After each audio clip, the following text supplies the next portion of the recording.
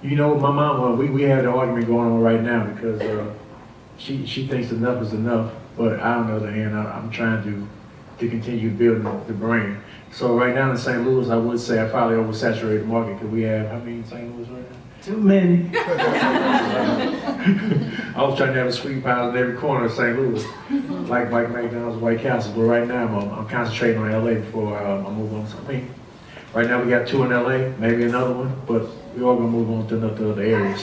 And as far as oversaturating the market, my goal for this is for us to be the first African American national food chain. Now, I don't know if that's gonna be big restaurants like Sweet Pies or smaller restaurants like TJ Sweet Pies, but I look at the Chinese restaurants, they're national chains. Mexican restaurants, they're national chains. There's every type of national chain food is represented except for African American or soul food restaurant chain. It does not exist, and I just question why. And every time I talk to someone in business, in the business, they always give several reasons of why it does not exist. So I believe it can be done. I think we can be the ones to do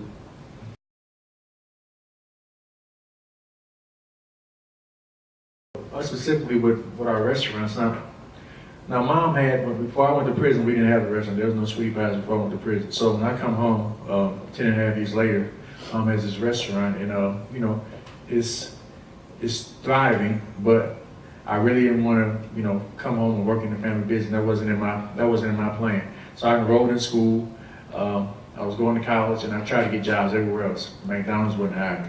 No Burger King, Home Depot, Walmart. Every place was no. So I eventually went back to the restaurant and started working with Mom and started pouring myself into it. And then someone I knew from prison was coming home from prison. I said, okay, this guy's a pretty good guy. I talked to Mom about it. And she said, well, come on, let's let him work. And that's how it all started. People coming home out of prison back in Missouri that I'd have been locked up with. You got guys that have been in prison 20 years, 30 years, and then, when I went to prison, weren't any cell phones. There was no worldwide, web, no internet, none of that stuff. So when you're coming home, it's just a totally different world. It's like no one really to help, they don't prepare you for that.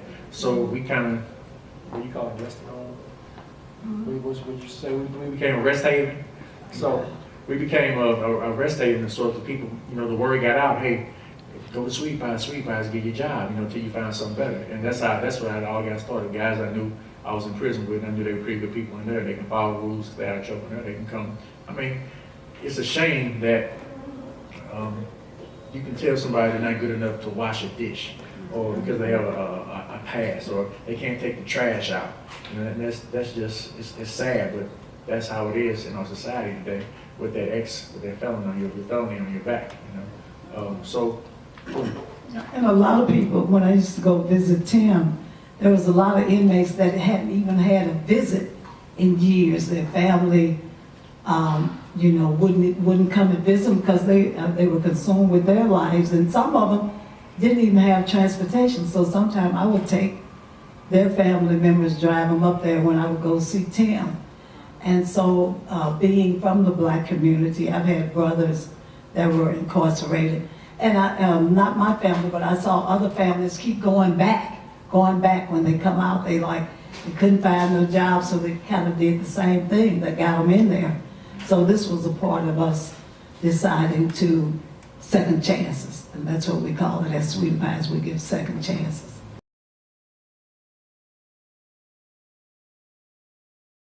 You know what?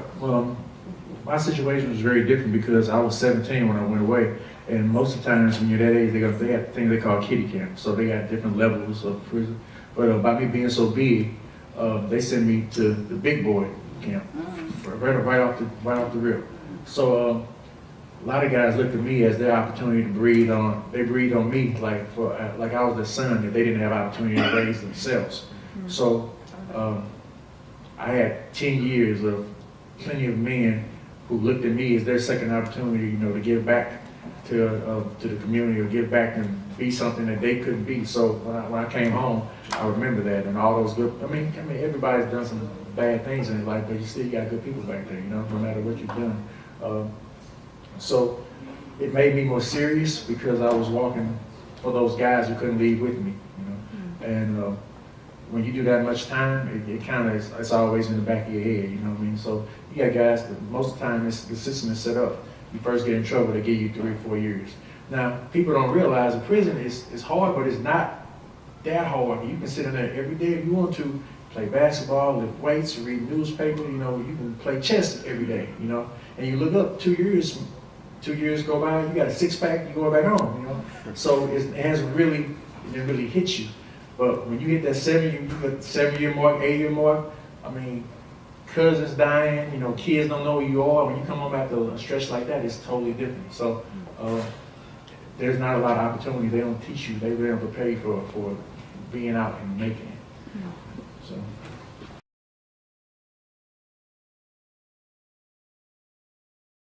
Sometimes, some of them just want the job so they can tell their PO that they got a job. You know, every once in a while you'll find some that are really serious and just want a job, just, you know, to keep them out of trouble. But most of them, I don't know, do we still have some that started with when they came home? We got a couple that's still there, that's been there. But a lot of them use it as just a crush to say, oh, I got a job. Or Miss Robbie, I just came home last week and my PO said I got to get a job.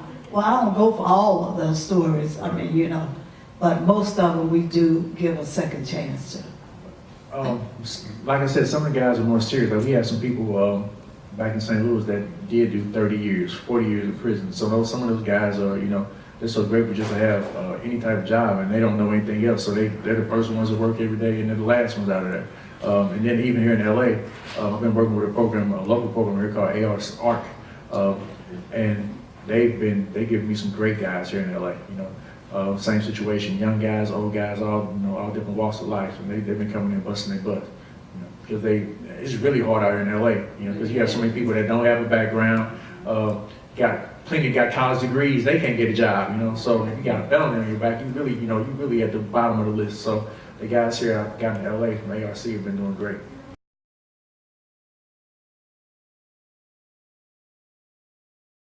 I really don't have any regrets. I think I would have done it sooner because now I'm older and I'm getting tired. But I'm just grateful for the life that I have now and being in a position to help people. I mean, if I could have done it sooner, I would have helped more people. You mean for the television shows? Oh, I'm sorry, I didn't understand. And the show as well. I mean, that's regular, also the show as well. Ooh, I look back on TV, I wish I need to do some pushbacks from the table every once in a while.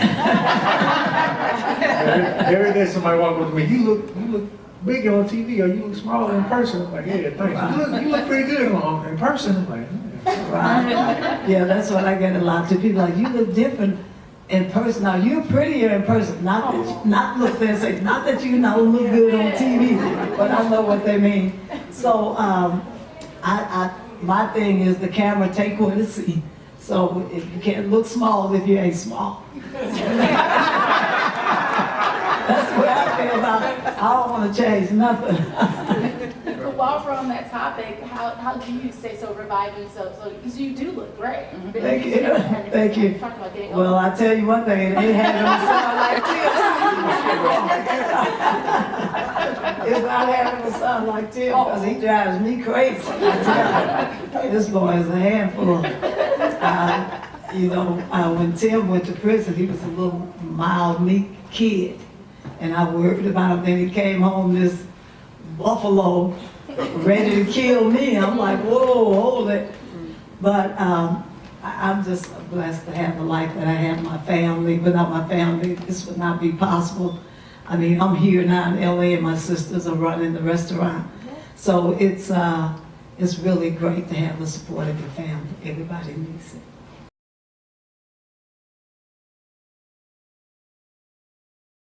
We haven't really moved past it. It's still happening. We're just waiting for it to be over. We still fussing with each other. That's right. I can't stop him from being my son, but I can beat him up about that other part. So we got to get on the same page. That's all it is. Yeah. I'm hoping we work it out. Yeah, I mean, really, it's more so like, you just put a mountain in front of me. I'm trying to jump over it, climb, and everything else, man. So I just, I do admit that she's right. You know, sometimes she tells me things and I don't listen. And I have gotten some of those lessons. And I have been running very fast. With this opportunity we have, with the television show, I've always had in the back of my mind, I gotta get this, gotta do this before this is over with. I gotta try to get everything I can while we still have this television opportunity. So with that, I'm trying to always be conscious of television life versus real life and how to do both of them effectively and use them and bounce them off of each other. So with that being said, I'm kind of in a position where I want to continue to open restaurants because we have this huge spotlight that you can't buy. You cannot pay for this type of advertising. It's just a blessing from God. So with that being said, I'm always looking for the next building, the next city. I'm trying to keep us relevant, to keep people, give people something to watch. So if that means me opening a restaurant in Inglewood on the corner, her cussing me out for it, or going down to Texas opening a restaurant, or going to Vegas and open a restaurant. That's crazy. Yeah, I like Vegas to gamble, not to open a restaurant. But the story of the old bull and the young bull. The old bull said, the young bull said, let's run down and get one. The old bull said, let's walk down and get them all. So I'm the old bull. He's a young bull. He want to just take off and open 1 million restaurants. And opening a lot of restaurants is good, but you got to have employees. And soul food is kind of a dying breed. A lot of people don't know how to fix it.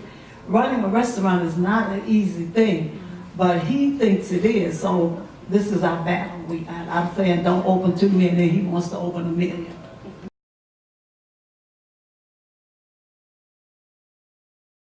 You know what? I had Tim and my person, I told them 5 or 6 years ago, Tim, get my sweet potato pie in the store. Get my sweet potato pie in the store. They lag and he run around doing some other BS, excuse me. Patty came and beat me with the sweet potato pies. I'm pissed. I'm happy for Patty, but that was my idea. Right. And they procrastinated and didn't get them in there. But you guys have great macaroni and cheese. I know. I want to get something out there. I tried to get them to take my cornbread, so I don't know. I'm trying. Yeah. See, nobody has good cornbread. You ain't gonna tell them about 4, 5, 6 months ago? You tell me. Probably something I don't know about. What is it? So I have been down to Bentonville in meetings and Walmart, so there are some things on the table. But when I walked into Walmart, the lady who does all the buying, who orchestrated the whole Patty deal, she said, Tim, I called Sweetie Pies for a good 2 months trying to get in contact with somebody, get in contact with me. And I couldn't get a call. I didn't get the message. I tried, before she did the Patty deal, she was trying to get in contact with me. But if they had, when I told them to go, Right. she would have had contact. I sent the messenger. So. It's all about timing. And that's right, exactly.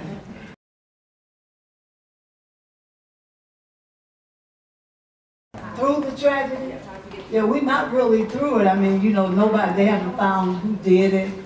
And to lose Andre is devastating because Andre was like, I want to say my project. He was a troubled kid, and I brought him to St. Louis to live with me, thinking that I might be able to take him over and help him get through life at the different pattern that he was on. And he ended up dying in St. Louis, so that was really devastating.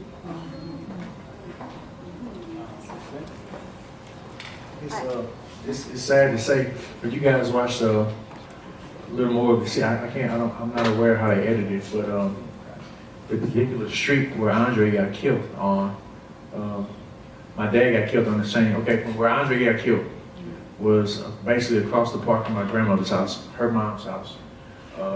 Was a block down the street from where my dad got killed, and another 2 blocks down from there, my other cousin Aaron got killed. So Monique, my cousin Monique is on the show. Her little brother got killed, all on the same street.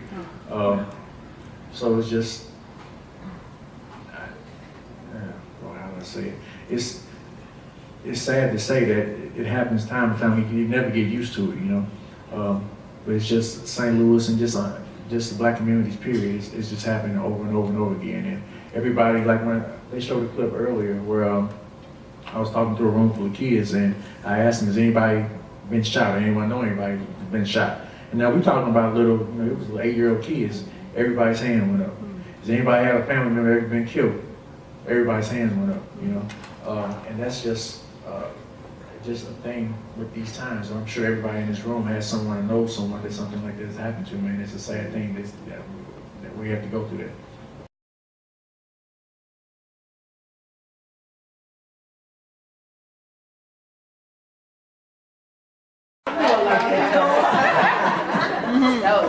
I don't know if you heard, but I did my first concert in 25 or 30 years, last month? Right. Something like that at the Catalina. Yeah. I was so scared. Oh God, it was like I had never sang it. I sang for almost 50 years. My voice wasn't the best, but singing is my first love. Chicken is my second.